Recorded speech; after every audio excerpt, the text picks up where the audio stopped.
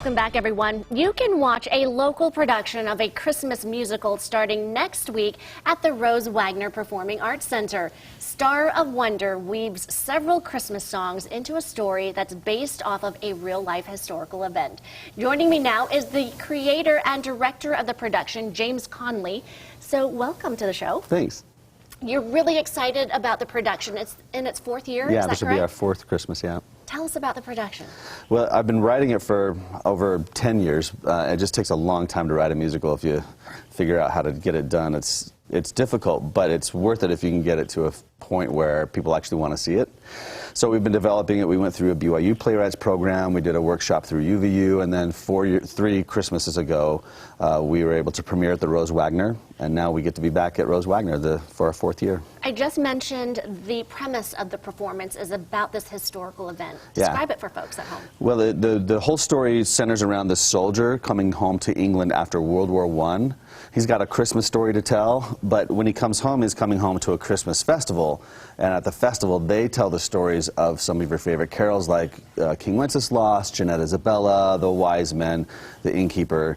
And so as we hear these stories progress, these kind of give him the courage to tell his own story. And his story is about the Christmas Eve truce during World War I, this really beautiful moment when the Germans and English on Christmas Eve stopped the war, sang Christmas carols to each other, actually crossed the battlefield and had this whole just magical Christmas together.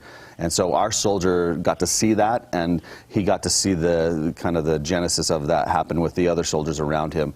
He's reluctant to share because, you know, the war has so much pain associated with it. So it takes these other carols to get him to the point where he'll share his own. What a beautiful story. It's really fun. Real life, yeah. actually. Yeah. Talk about the actors and the people you have chosen for this production and the cast members. Yeah, sure.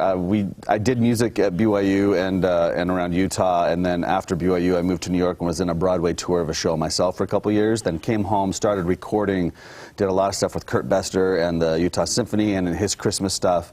I did a Christmas CD every year for about 12 years that RCA Willie would buy and use as a gift. And I'd get local artists like the Piano Guys and Peter Breinholt and Ryan Shoup and these friends to do the CD with me. And after having done that for so many years, I just had about 100 carols in my head, and I could kind of see how these stories could be told. So I reached out to some other friends, local, but who had done Broadway tours or Hale Center Theater. And we were all grown, we all have kids. They have kids that perform, so the cast is essentially two families, like actual families, and their kids in the show. From talented groups yeah, of people. very talented people. So you know that this is a well-oiled machine by now, because you say some of these actors have come through the years with you, and they know the story well. There's only 2 people in the show this year that haven't been in it before, and so it's pretty easy for us to put it on. And what's fun is you can feel that family energy when they're on stage together.